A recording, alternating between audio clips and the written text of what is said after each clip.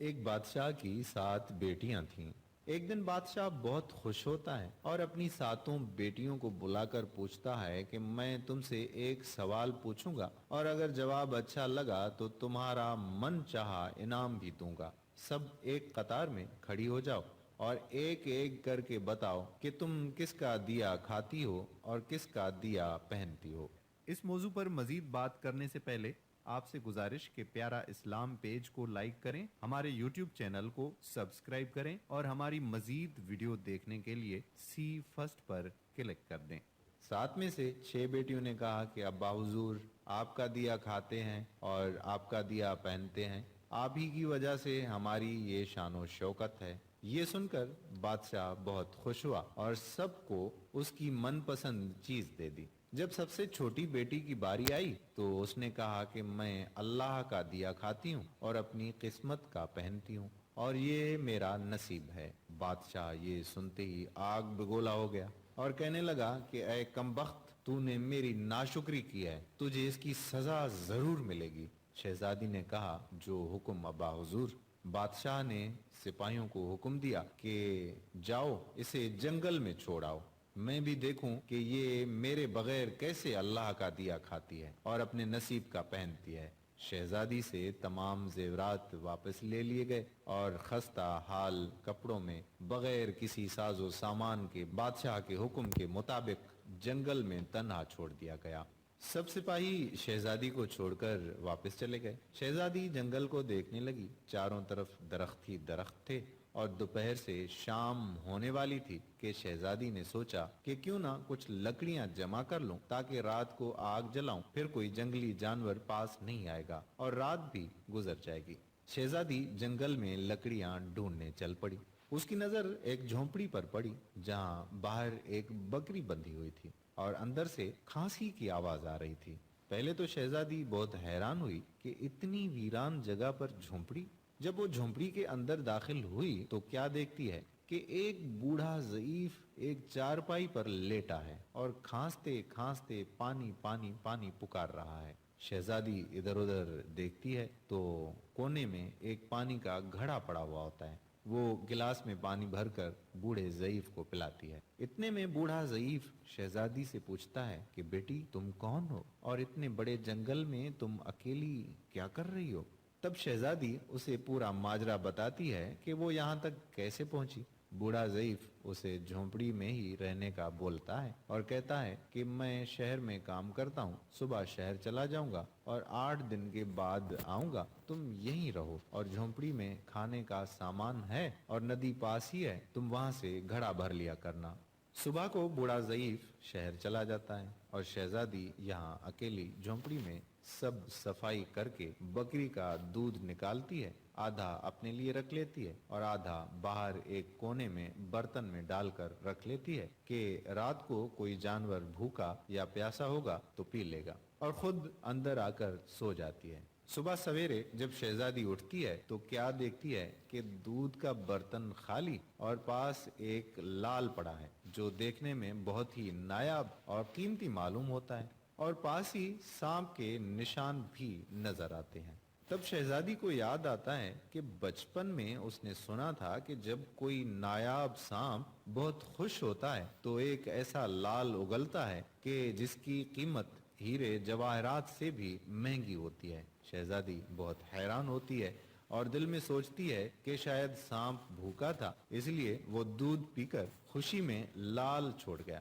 پھر وہ لال اٹھا کر اپنے پاس رکھ لیتی ہے اور پھر اگلی رات شہزادی برتن میں دودھ رکھ دیتی ہے اور اگلی صبح جب دیکھتی ہے تو پھر ایک لال ہوتا ہے۔ ایسے ہی کرتے کرتے 7 دن گزر جاتے ہیں اور شہزادی کے پاس 7 لال جمع ہو جاتے ہیں اور اس دن بوڑھا ضعیف بھی آ جاتا ہے۔ تب شہزادی اسے لال دکھاتی ہے اور سارا واقعہ بتاتی ہے اور بوڑھے ضعیف کو 3 لال دے دیتی ہے اور کہتی ہے کہ شہر جا کر یہ لال بیچ دو اور آتے وقت اپنے ساتھ محل بنانے والے مزدور لے کر آنا۔ باقی 4 لال شہزادی اپنے گلے میں مالا کے طور پر پہن لیتی ہے اور کچھ ہی مہینوں میں جنگل میں ایک عالی شان محل تیار ہو جاتا ہے۔ जिसमें बूढ़ा ज़ईफ और शहजादी रहने लगते हैं। ऐसा खूबसूरत महल जिसमें हर आराइश, नौकर चाकर, दुनिया की तमाम नेमतें मौजूद होती हैं। शहजादी जंगल में लकड़ी की फैक्ट्री लगा देती है जिसमें गरीब काम करते हैं और उनकी रोटी भी चलती रहती है। देखते ही देखते जंगल शहरनुमा बन जाता है और दूर दूर तक धूम मच जाती है कि शहजादी बहुत ही रहमदिल है। ये खबर ऐसे ही बादशाह तक पहुंचती है तो बादशाह के दिल में इश्तियाक होता है कि देखूं तो सही कौन से मुल्क की शहजादी है जिसकी इतनी तारीफ है। बादशाह सिपाहियों के हाथ पैगाम भेजता है शहजादी से मिलने का। यहाँ शहजादी के सिपाही जब शहजादी को बताते हैं तो शहजादी ये हुक्म देती है कि बादशाह सलामत एक ही शर्त पर हमसे मिल सकते हैं कि वो अपनी तमाम बेटियों के साथ आए।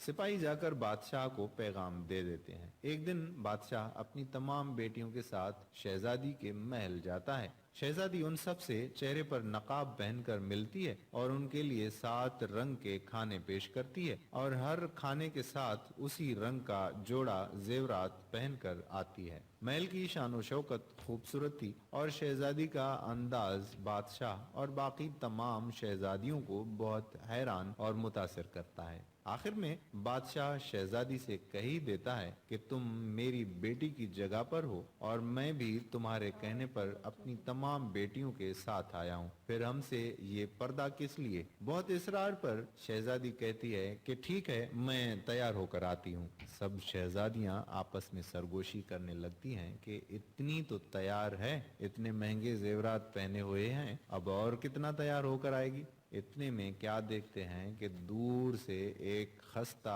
हाल कपड़ों में कोई आ रहा है और गौर करने पर बादशाह को याद आता है कि ये अभी तक जिंदा है। मैं तो सोचता था कि इसे जंगल के जानवर खा गए और जब मैंने अपने सिपाहियों को इसकी खबर लेने भेजा था तब उन्होंने ही बताया था कि वहाँ शहजादी का कोई नामो निशान नहीं है, तो ये कैसे मुमकिन है। बादशाह खुशी से झूम उठता है और कहता है कि शहजादी को बुलाओ, मैं तुम्हें शहजादी से आजाद करवा के ले जाऊंगा, चाहे वो तुम्हारी कीमत में मेरी सारी बादशाहत मांग ले। ये सुनते ही शहजादी बोलती है, नहीं अब्बा हुजूर, मैं ही वही शहजादी हूँ। मैं ना कहती थी कि मैं अल्लाह का दिया खाती हूँ और अपने नसीब का पहनती हूँ। बस उसी अल्लाह ने मुझे कहाँ से कहाँ पहुँचा दिया है कि आज मैं आपसे भी ज्यादा अमीर हूँ। फिर शहजादी अपना तमाम हाल बयान करती है कि वो इस मकाम तक कैसे आई और दिखाती है अपने गले की माला जिसमें अभी भी 4 लाल मौजूद होते हैं। ये बात सुनते ही बाकी तमाम शहजादियां दिल में रश्क करने लगती हैं और सोचती हैं कि ऐ काश हमने भी तब यही कहा होता कि अल्लाह का दिया खाती हैं और अपने नसीब का पहनती हैं। दोस्तों, हमेशा अल्लाह ताला की ज़ात पर यकीन रखो, वो जिस हाल में भी रखे हमेशा शुक्र अदा करो। आज के इस दौर में बच्चों की ऐसी तरबियत की बहुत ही ज़्यादा ज़रूरत है। बच्चों की आखिरत की फिक्र भी वालिदैन को ऐसे ही करनी चाहिए जैसे अपनी आखिरत की फिक्र करते हैं। ये एक छोटा सा खूबसूरत पैगाम खास तौर पर हमारे नौजवानों के लिए है। अगर हो सके तो शेयर ज़रूर करें। अल्लाह ने चाहा तो हमें इसका अजर भी ज़रूर मिलेगा। हमारे बच्चों की इस्लाह भी हो सकती है। अल्लाह ताला हमें हसन अमल की तौफीक अता फरमाए। आमीन सुम्मा आमीन या रब्बल आलमीन। इमाम अली अलैहिस्सलाम रास्ते से गुजर रहे थे। देखा एक शख्स रास्ते पे सोने की तैयारी कर रहा था और उसके चेहरे पे चिकनाई और मैल लगी हुई थी। बस इमाम अली अलैहिस्सलाम करीब आए और फरमाने लगे, ऐ बंदाए खुदा, याद रखना सोने से पहले अपने चेहरे और हाथों को सही तरह से धो लेना, क्योंकि जो इंसान रात को चेहरा धो के नहीं सोता तो शैतानी जिन उस इंसान के चेहरे को चाटते रहते हैं और यूं उस इंसान को डरावने ख्वाब और इसके दिमाग में वहम और नहस ख्यालात पैदा होते हैं। याद रखना, रात को चेहरा धो के सोना मोमिन की निशानी है, क्योंकि इससे बरकत के फरिश्ते इंसान के आस पास घूमते रहते हैं, उस इंसान की हिफाजत करते रहते हैं, और यूं इंसान ज़हनी दबाव और शैतानी अमराज से अल्लाह की पनाह में रहता है। अल्लाह की पनाह में रहता है। अल्लाह की पनाह में रहता है। बिस्मिल्लाहिर्रहमानिर्रहीम। जी, एक सवाल है कि तहज्जुद की नमाज की कितनी रकतें होती हैं और इसमें कौन कौन सी कुरान की सूरतें पढ़ी जाती हैं। मेरे भाई और बहनों, तहज्जुद नफल नमाज है और इसकी दो दो रकत करके नमाज पढ़ी जाती है, और इसकी आप 2 रकत भी पढ़ सकते हैं, 4 भी, 6 भी, 8 भी। क्योंकि ये नफल नमाज है, आप ज़्यादा भी पढ़ सकते हैं, लेकिन कम अज़ कम आप 2 रकत ज़रूर पढ़ना चाहिए। कम अज़ कम अल्लाह का नाम लेकर 2 रकत से शुरू करें, फिर आहिस्ता आहिस्ता जूं जूं दिल का नूर बढ़ता जाए, फिर आप रकत भी बढ़ाते जाएं। इंशाअल्लाह बड़ी खुशियाँ, बड़ी बरकतें और बड़े दर्जात बुलंद होंगे। और अगली बात, इसमें कौन सी सूरतें पढ़ी जाती हैं। मेरे भाइयों और बहनों, इसमें आप कोई भी सूरत पढ़ सकते हैं। बेहतर तो ये है कि तहज्जुद की नमाज में जो सूरतें लंबी उसे याद हैं वो पढ़े, नहीं तो कोई भी सूरत जो आपको आती है वो आप पढ़ सकते हैं। मेरे भाइयों और बहनों, बड़ी खुशनसीबी की बात है, बड़े इंसान के मुकद्दर हैं जिस इंसान को ये नमाज नसीब हो जाती है। क्यों कि रात का वक़्त होता है, सारी मखलूक अपने बिस्तरों पर सोई होती है, और उस बंदे से खुशनसीब कौन बंदा होगा जो बिस्तर को छोड़कर वुज़ू करके अल्लाह की बारगाह में हाथ बांध के खड़ा हो जाता है और कहने शुरू हो जाता है, अल्हम्दुलिल्लाहि रब्बिल आलमीन। ऐ लोगों, तमाम तारीफ़ें उस अल्लाह के लिए जो तमाम जहानों को पालने वाला है। तो बड़े मुकद्दरों की बात है उस बंदे के लिए भी और उसके माँ बाप के लिए भी जो तहज्जुद की नमाज पढ़ता है। और वह इतना सोना वक़्त होता है रात का कि उस वक़्त मांगी हुई दुआएं अल्लाह सोने की बारगाह में बड़ी जल्द कबूल होती हैं।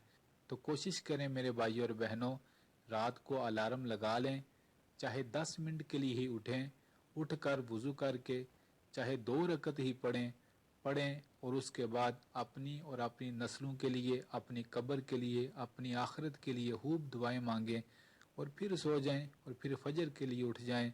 तो इंशाअल्लाह बड़ा दिल में नूर आएगा और अल्लाह ताला आपको बड़ी कामयाबियाँ अता करेंगे। अल्लाह रब्बुल आलमीन से दुआ है वो हम सब को ये नमाज नसीब कर दे। आमीन आमीन आमीन। मेरे भाइयों और बहनों, वीडियो को ज़रूर लाइक कीजिएगा और इस वीडियो को दूसरे मुसलमानों के साथ भी ज़रूर शेयर कीजिएगा, क्योंकि बहुत से ऐसे मुसलमान हैं जो तहज्जुद की नमाज की रकतों के बारे में नहीं जानते। क्या मालूम आपके शेयर करने से उनका इल्म भी बढ़े और अल्लाह ताला उन्हें ये नमाज भी नसीब कर दे। जज़ाकल्लाह। मतलब का वज़न बहुत ज़्यादा होता है, तभी तो मतलब निकलते ही रिश्ते हल्के हो जाते हैं। जज्बा चाहे शदीद मोहब्बत का हो या शदीद नफ़रत का, दोनों सूरतों में इंसान को तोड़ देता है। आप किसी को भी ज़बरदस्ती 2 कामों के लिए मजबूर नहीं कर सकते। एक मोहब्बत, दूसरा इबादत, दोनों दिल से होती हैं और दोनों का रिश्ता रूह से जुड़ा होता है। मोहब्बत भी ईमान की तरह होती है, महबूब वाहिद ना हो तो कुफ्र हो जाता है।